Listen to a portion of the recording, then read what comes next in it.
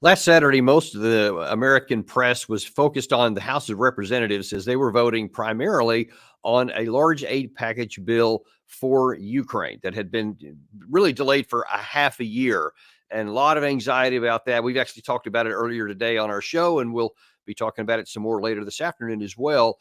But kind of in the background of that was a pretty substantial bill also for the state of Israel on top of everything we've already done. There was a $26 billion aid package that was funded on Saturday by the House of Representatives for Israel. And so far as I've been able to tell, there are no strings attached with this money. It is just free and clear, even though there are many issues that are roiling beneath, around, and under the surface of that war. And we're going to bring on Matthew Ho, the executive, no, not the executive producer. What? I'm sorry, the associate director. Associate director. But I would like to make you the executive director. I mean, why not? I don't want that responsibility. I don't want that responsibility. So yeah. For the Eisenhower Media Network, also former State Department official, former combat Marine, and all around great human being. So welcome back to the show again, Matt, even though I messed up your intro. It's good to see you, Danny. Thank you for having me on. Yeah, we're always grateful to have you on and try to unpack a lot of this stuff going on. First of all, even before I get into some of the specific details here, we're going to kind of look at today, what is this money exactly funding? What is America supposed to get out of this, and what is the purpose and all that?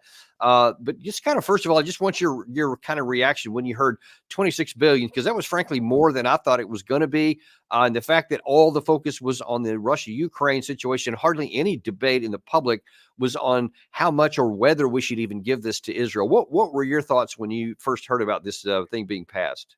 Right. Well, my first thought was in this whole week, as you and I discussed the other day, this whole week where Congress assaulted both the First and the Fourth Amendments, as well as having these spending packages. My first thoughts were, of course, like, Congress doesn't seem to do much, but when they do, when they do, it can be really impactful. And this is the importance of electoral politics, unfortunately. That $26 billion for Israel. Yeah, that shocked me when I saw that announcement. And then you break it apart and you see it's what essentially they had done was they had taken the $9 billion that the administration wanted for humanitarian aid, and they packed that into Israel's line. So that Israel's line went from being 14 billion to 26 billion. There's other monies in there as well. I'm not sure how it went that far because the humanitarian aid bill is 9 billion and 9 plus 14 is not 26. But I'm not a math has never been a big strong suit of the Congress, I guess we have to say. Yeah, exactly. So there's other monies that are lumped into it. It could be that maybe the other month, that's where they put this original funding package going back a few months, had an extra $3 or $4 billion to build out our submarine industrial capacity, right? Our submarine manufacturing. So this original package of several months ago had $3 or $4 billion going to the shipyards in Connecticut to improve the infrastructure we have there to build submarines. Maybe that was it. That make more sense to put that with the China-Taiwan package because that's what those subs are for. But with these two major items in the Israel line, one is that, $14 billion for Israel's military. That's simple. And then the other is $9 billion from humanitarian aid throughout the region that I am unsure how that money will be dispensed because primarily before you had UNRWA, the United Nations Relief and Works Agency, as the prime mechanism to move aid in that region among the Palestinian people throughout not just Gaza and the West Bank, but also into the refugee camps in Syria, in Lebanon, and in Jordan. And so I'm not sure how they're going to move that money. I imagine it's going to go through a whole bunch of Western NGOs. And so that $9 billion will, 40% of that will go to their overhead, right? I mean, that's one of the great scams, one of the great rackets of the development industry. It's really no different in the military industrial complex in many ways. But also, too, what's really important to note about that aid package, one, it does not authorize the United States to give money to UNRWA until at least 2025. And right before we came on, the United Nations presented their investigation into UNRWA, spurred by the Israeli allegations that UNRWA had aided in the October 7th attacks. And the main thing that comes out of it is a thing that we've known for all these months. Israel has provided no evidence. All they've done is accused 12 out of 30,000 UNRWA members of taking part in the October 7th attacks. But to this day, 3 months later, they still have not provided any evidence. So that came out earlier. But the other thing that's really important in that aid package there, in the humanitarian assistance package, is that if it's the same thing as we saw in the fall, that money includes money to resettle Palestinians. And so wait. This money we just passed includes money to resettle Palestinians? If within the humanitarian aid bill that was passed as part of the Israeli bill that was passed, that $9 billion, within that, there is money to resettle Palestinians. The way it's phrased is to provide for accommodations for displaced persons.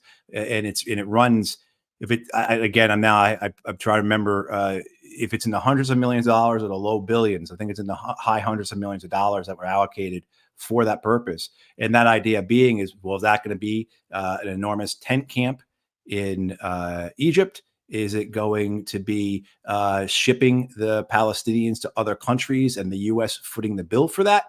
Right. I mean, so there's all types of questions as to. So is it the case, because I haven't seen any of that language, is it the case to where it could be, the money could be spent to build 10 cities in Gaza, in the rubble of Rafah or whatever, or it could be somewhere in Egypt or Jordan or anywhere else? It just doesn't specify. So it leaves the door open. Leaves the door open.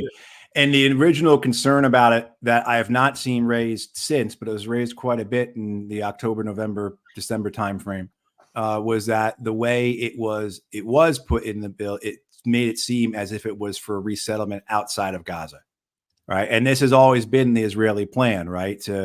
Right. This is what ethnic cleansing is. And then you go back, you tie in this idea, we're building a pier there, and you can go back and you see plenty of Israeli statements in the fall about how we want to ship people out.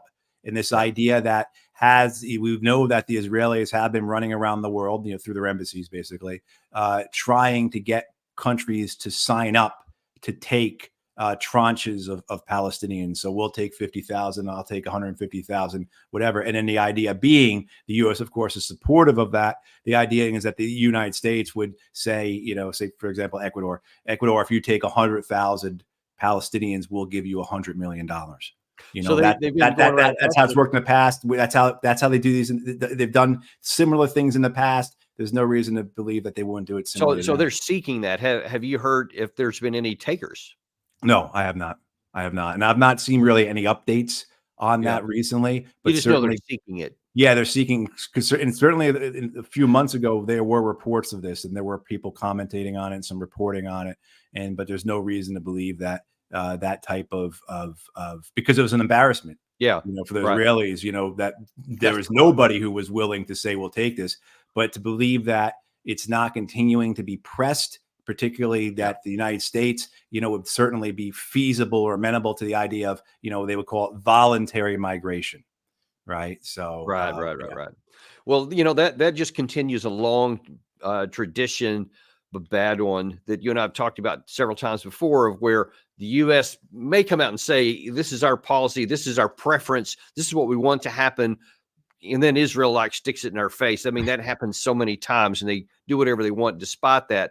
One of the things I was concerned about at the beginning here when I first heard this number was the fact that there, at least as what's reported, no strings of any sort attached. Right. But that doesn't hide the fact that these stick it in your face kind of things keep happening. I got some pretty stark examples to show you today.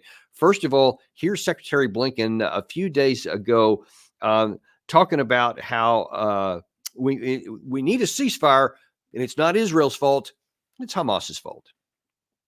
The only thing standing between the Gazan people and a ceasefire is Hamas.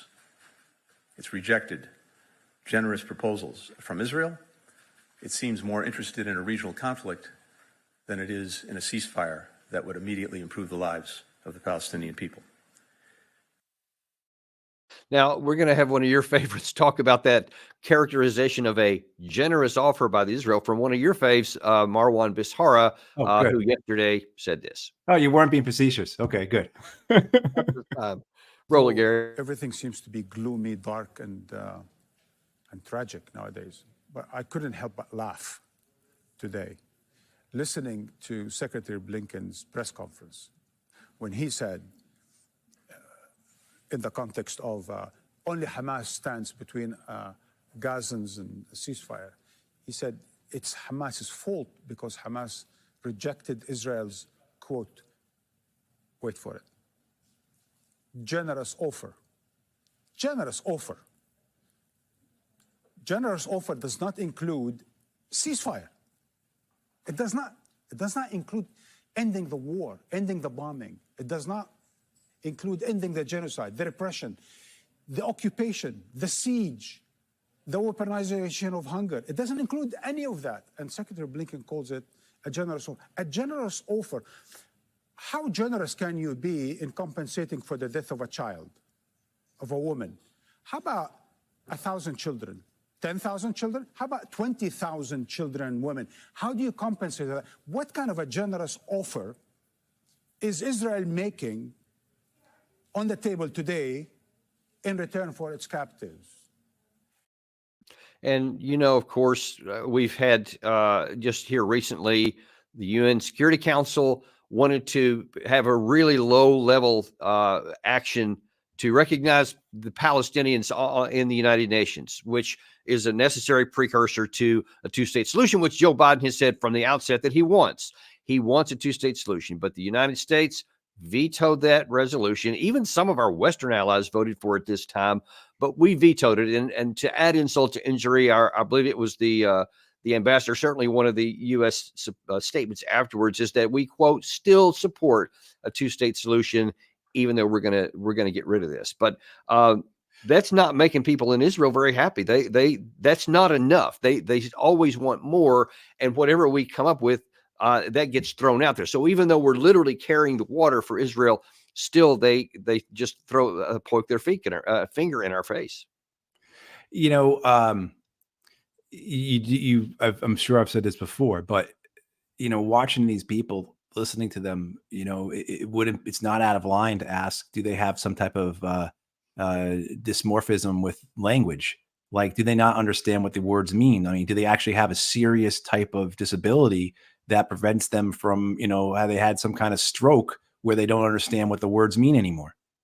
Because to say these types of things, either what you just showed, Danny, with Blinken saying, the only thing standing in the way of a ceasefire is Hamas. No one in the entire world believes that, as well as then the United States vetoing Palestinian statehood, but then saying that we are for Palestinian statehood. I mean, like how the gaslighting and the disingenuous nature of the mendacity of all this, lying. We're dealing with psychopaths here. We're seeing people who will willingly get up, like Tony Blinken did, and say with a straight face that Israel is doing everything it can, providing generous offers to provide peace for the people of Gaza, the Palestinian people in Gaza, and we're supposed to believe that. And nobody believes it around the world. The only people who are entertaining what he's saying are us in the U.S. and maybe some folks in the UK. Maybe that's it. There are a lot. I assure you, there are a lot, especially in the United States, because they're not watching shows like this that will strip away that mask of mendacity and tell them what the truth is. That's the only thing they hear. And so when they hear it, they're like, okay, that must be true. Yeah. Right. Yet we had that polling last month. I think it was at the end of March, that polling that found that only 52% of Americans could correctly state that more Palestinians have been killed by Israelis. So half of Americans didn't even know who have been killed. Right. I mean, so like right. I mean, so when you have that, so people in the U.S. are susceptible to it. But again, that's it. And we're at the state now where the American Secretary of State believes that's okay. That is not a concern to him, that he can lie. He's not concerned about the repercussions from lying to the rest of the world, from disrespecting the rest of the world, from making himself look like a complete and total purchased fool by the Israelis to the world because they're so corrupted and they're so owned by whether it's interests of the American empire or say more direct interests like that of the Israeli lobby, that they're willing to do that. They're willing to go up there and just lie through their teeth, knowing everyone lies through their teeth, embarrass themselves this way, embarrass our country because they believe the alternative, telling the truth, will be too politically difficult, too politically costly for themselves individually, for their political party, as well as for the institutions they represent. And somehow they think that even if you are a proponent of the American empire, which you and I are not, but even say we were like proponents of the empire as it exists, we would still say objectively, this is not good for the U.S. But somehow they believe it is. And let me tell you, Matt, here's another level where it gets even worse. Here's something else that the Secretary of State doesn't have a problem with, and that is being politically and diplomatically shamed. So we took one fair step, I would say. It's a small step in the bigger scheme of things, but a step nevertheless in saying we're going to sanction an IDF battalion of ultra-Orthodox who's been causing lots of problems, doing lots of things in the West Bank especially. And in response, the Israelis weren't very happy about this. And in fact, they said harming one battalion is damage to the entire IDF. This is not the way to behave with partners and friends, the Secretary or Minister of Defense Gallant said in his statement, adding that he expected the Biden administration to change its decision. Quote, this could be a cry for generations and open a dangerous door to this type of action. How dare the United States do something that Israel said? I mean, it's right there in print, Matt. You don't even have to fill in the lines here. But if you can believe this, it gets worse because Benjamin Netanyahu went on Israeli television to directly address this. Check this out. גן בחירוף נפש על צה"ל, על הצבא שלנו ועל הלוחמים שלנו. אם מישהו חושב שהוא יוכל להטיל סנקציות על יחידה בצה"ל, אני אלחם בזה בכל כוחותיי. כפי שהחיילים שלנו מאוחדים להגן עלינו בשדה הקרב, אנחנו מאוחדים להגן עליהם בשדה המדיני. בליל הסדר הזה ניצבים לנגד עינינו חטופינו בשבי החמאס. הסבל שלהם, הסבל של משפחותיהם, קורע את ליבנו ורק מחזק את נחישותנו להשיבם. איננו מרפים ולו לרגע מן המשימה הקדושה להחזיר אותם הביתה. לצערי, עד עכשיו, כל ההצעות לשחרור חטופינו נדחו על הסף על ידי החמאס. ולכן אמר בצדק מזכיר המדינה האמריקני, החמאס סירב לכל ההצעות שהוגשו לו.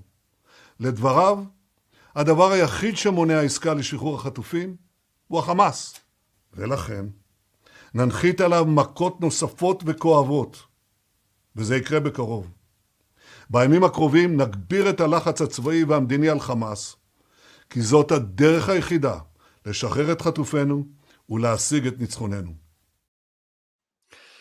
Okay, we got to unpack several things here. He said a lot of things, but we'll start off at the beginning there. He says that he will resist with all of his strength anyone having the temerity to say anything to any one of our IDF soldiers. Who cares what they're doing?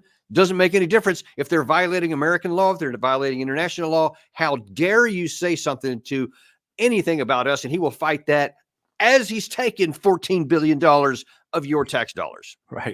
Right. The whole thing is just so outrageous, right? I mean, this is just so over the top. If you were to make a movie, Danny, where you have exactly this occurring, where the president of another country is taking our money while we support him in a massive, horrible, terrible war and genocide.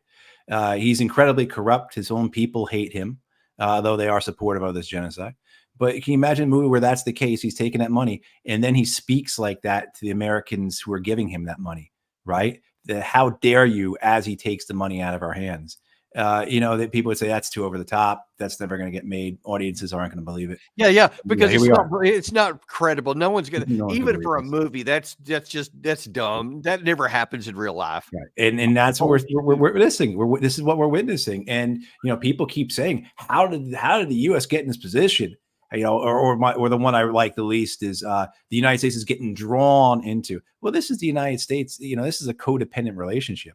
The United States has put itself in this position. It's set up structures to make sure this is the way this relationship works. It adheres to those structures. It does nothing to change the structures that allow for this relationship, basically this capture of the American political system by the Israeli lobby, by a foreign government, and there's other aspects to this as well. Don't want to make it out as if I'm saying it's only the Israeli lobby that is the reason for American policy towards Israel. There's other things as well. Military industrial complex, American foreign policy, the needs of the empire, et cetera, et cetera. These people actually believe it. Joe Biden, biggest Zionist in Washington, D.C., et cetera, et cetera.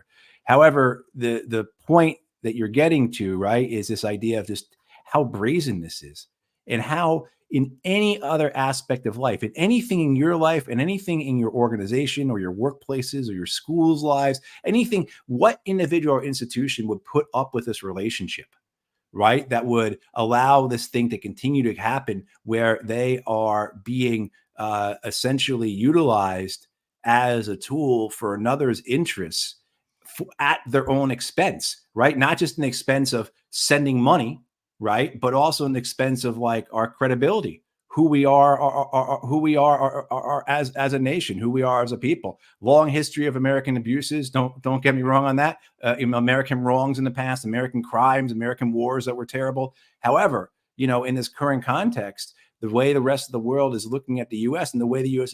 is voluntarily isolating itself, the harm that the United States is doing to itself in terms of how it will be seen, respected, and more so how nations will actually deal with us. This isn't just about how people feel about it, but this is actually how other nations will deal with us and how other nations will choose to go with other countries, other opportunities, say like the BRICS, because they can't trust the Americans at all. And can you bring that Axios piece up with a call out back up? I want to just reiterate one more time that you see that that the Minister of Defense of the country receiving our aid said that he expected the Biden administration to change his decision, and then warns that this will be a cry for generations and open a dangerous door for this type of action. I just can't believe what my eyes are reading right there on the screen right now. Is that how dare anybody tell us what we're going to do as they take all the billions of dollars from our hand? And here's the troubling part. We may do it. I don't know if they're going to, but we may comply to what's being told. I'm sure they're going to do. I mean, the long list of things that if you watch the State Department briefings, Danny, I know you and Gary do. For a lot of folks here, if you don't watch them, at least you see people talking about those State Department briefings, and you see the reporters over and over and over again asking about, say, specific acts that have happened, specific pieces of video where we see Israeli soldiers committing clear war crimes. And the response from the Americans is always, we're very troubled by this, and we're going to ask for a full investigation, and we'll get back to you on it. And then they never get, because something else comes up, right? But, I mean, the amount of war crimes that the State Department spokespeople are about to get back to the reporters on, we'd be here to next, through next week if they ever chose to get back, because there's been so many, they all just supersede each other. And then because there are so many, they get forgotten about. Yeah. And there's something that's more pressing, more urgent, more current, more now, more interesting, whatever. And I think that's what the hope is here. So you throw this out there. The Israelis have a little temper tantrum, but you know what? They know that we're not going to go through with it, that this will get buried in the cycle of the media. Everyone will forget about it. If it gets brought up again, the State Department will say we still have it under review.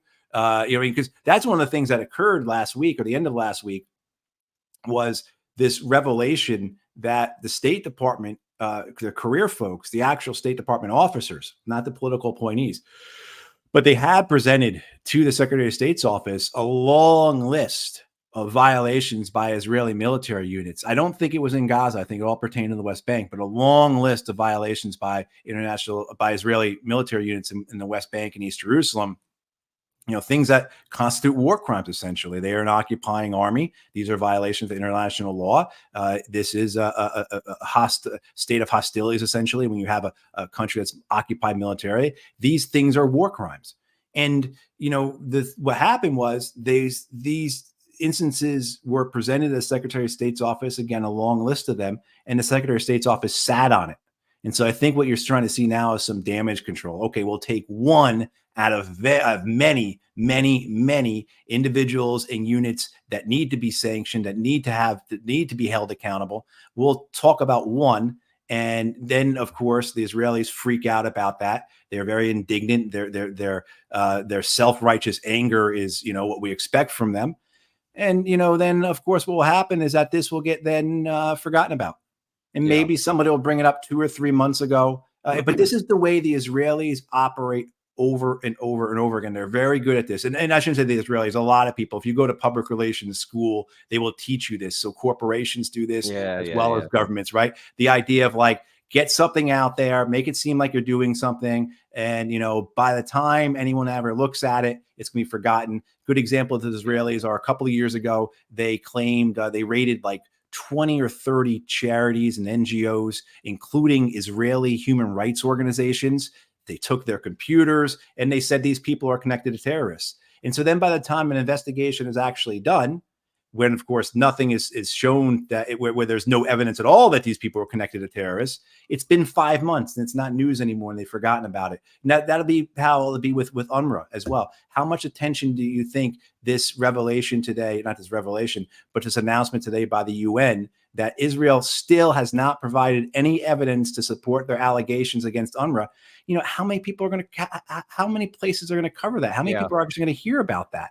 Meanwhile, when Israel announced these accusations, when they slandered UNRWA back in January, the whole world heard about it. Everybody paid attention. Now, 3 or 4 months later, maybe it'll get on page 7 in a small little article. Meanwhile, they've been held guilty in the minds of all these people without any worries about that. I want to what's the line, Danny, right? The truth goes halfway around the world before a lie goes halfway around the world before the truth even starts, or however that goes. Yeah. And we see that play out all the time. And unfortunately, it's effective.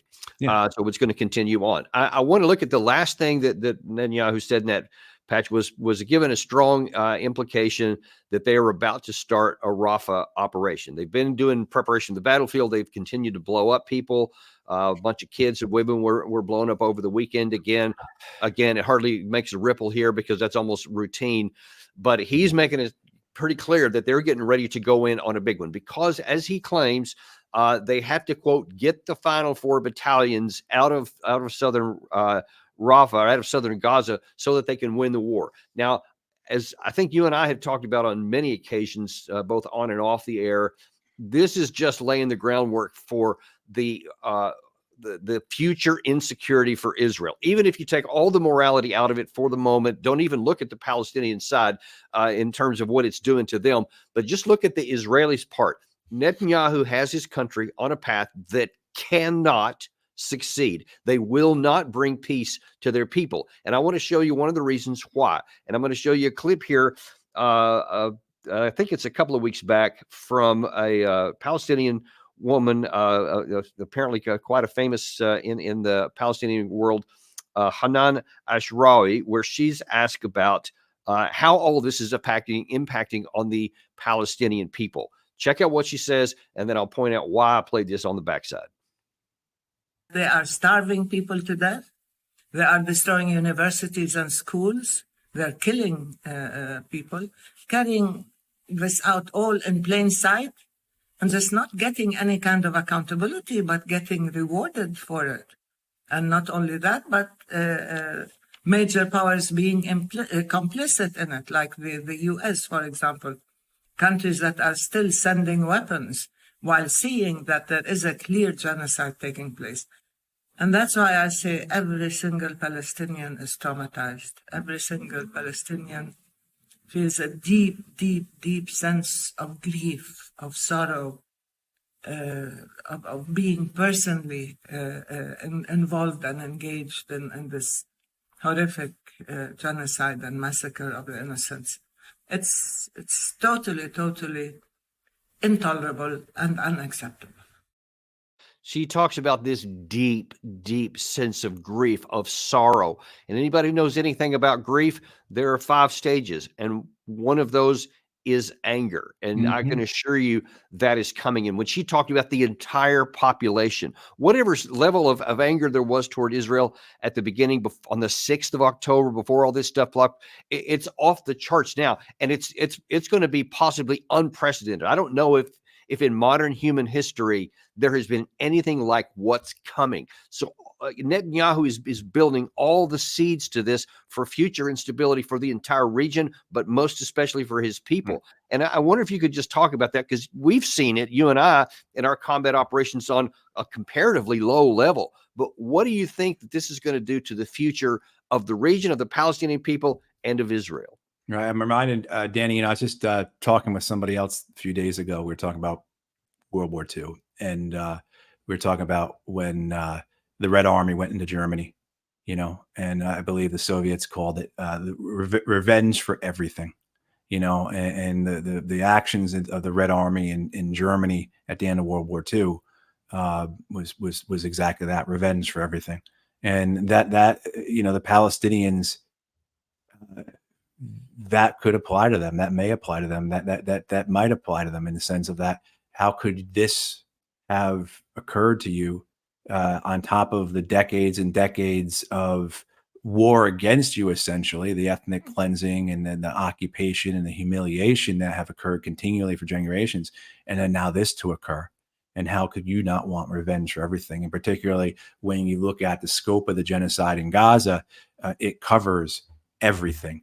Everything is systematically and deliberately being destroyed. They're destroying any greenhouse they come across. The Israelis destroy it. I mean, you name any part of the infrastructure that is in any way integral to a functioning society, and the Israelis are deliberately destroying it, let alone, of course, targeting and killing civilians in particular, as we found out with our understanding of how the Israeli AI systems work, choosing to kill resistance or militant or Hamas fighters and leaders, not when they are away from their families, but when they're with their families, making that deliberate choice, utilizing their AI systems to kill armed resistance members when they are with their families as well as their neighbors, as opposed to being able to, they could target and kill them when they're away, but they're choosing to target and kill them when they go home.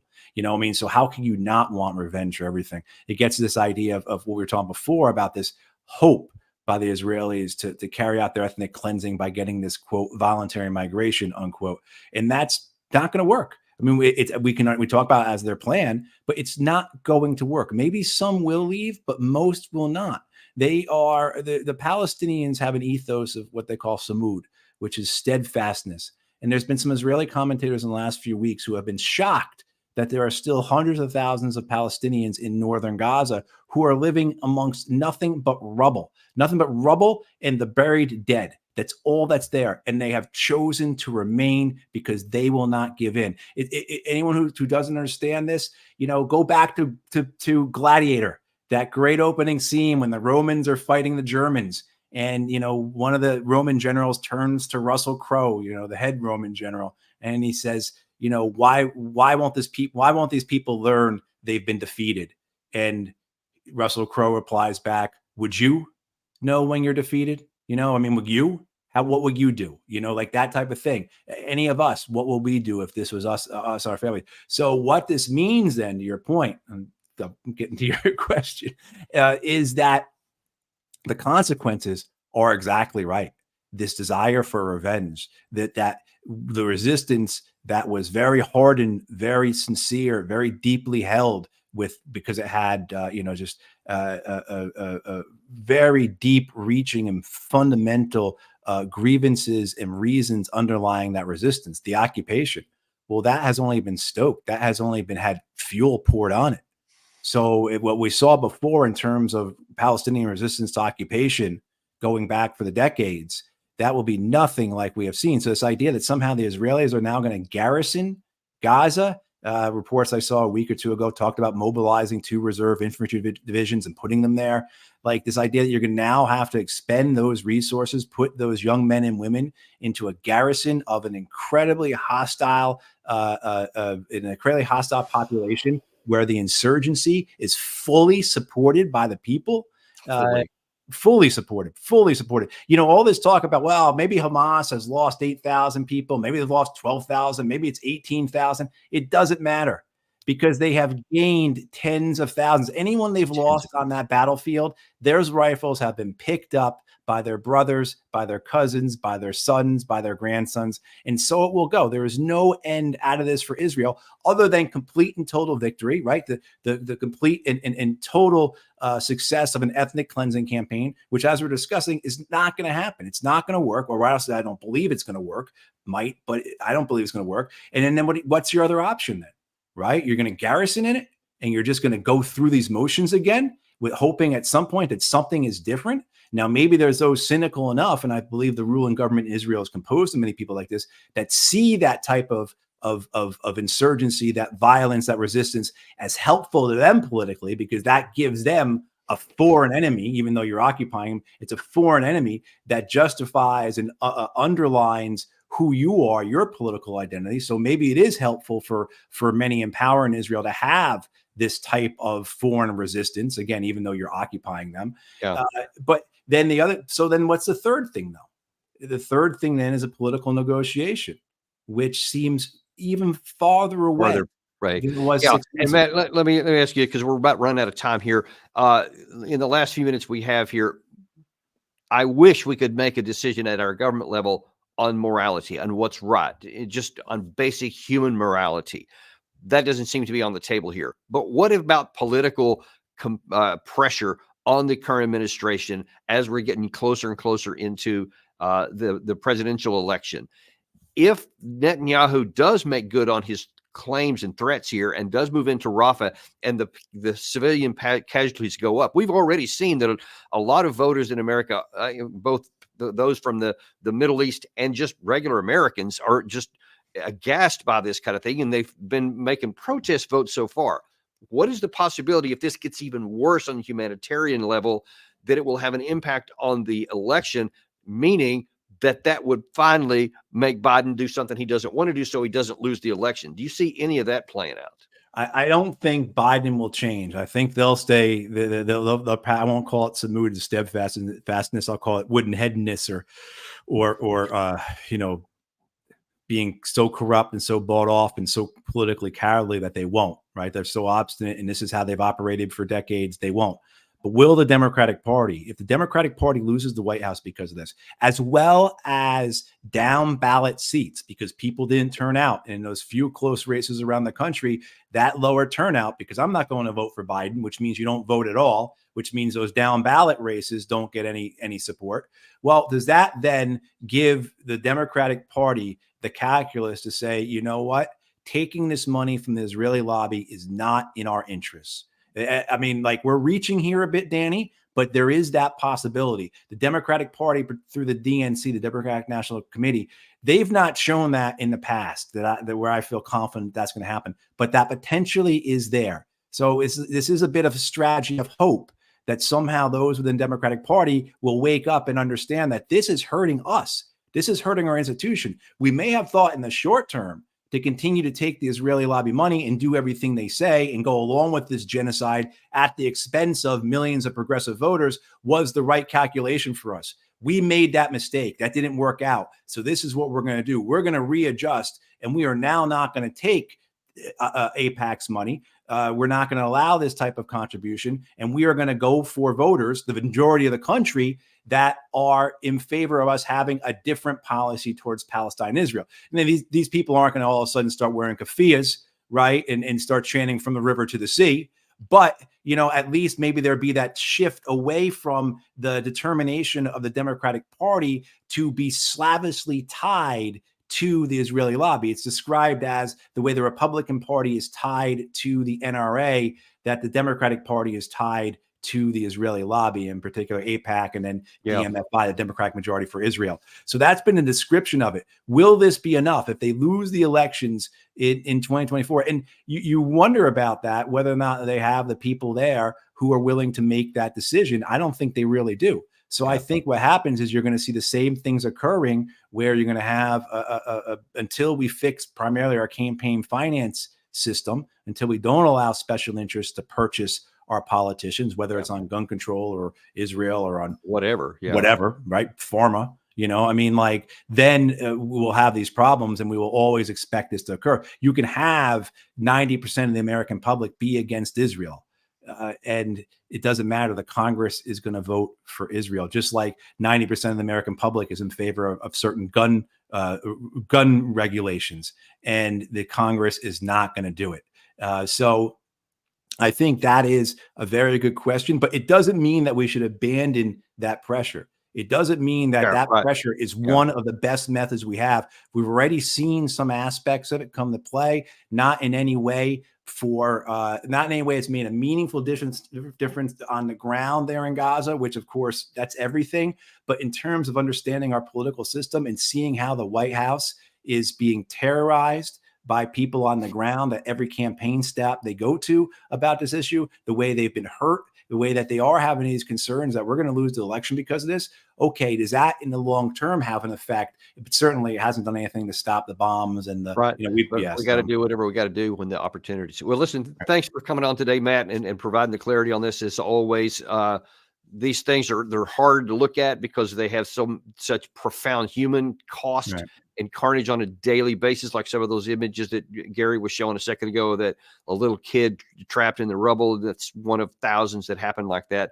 But we're going to keep the pressure on. We're going to keep doing shows like this that bring it to the attention. We're not going to go quietly. We're going to remain unintimidated and show, even if it's politically unpopular, it's true, it's real, and it has consequences. And for our own morality, we're going to continue to do it. Thanks for coming on and providing such clarity today. Hey, thank you, Danny. And we thank you guys for watching too, because we appreciate you a lot that you come here to find out the truth, and we're going to keep giving it to you. I ask you to come back actually pretty quick from now, about 2 o'clock. We're going to talk about some other problems that we've got with some zeal for war that Lindsey Graham has. And we're going to unpack some of that so you can see what the truth is there, so you know what's going on and what's not. Tune in here at 2 o'clock, and we'll see you shortly on Daniel Davis Deep Dive.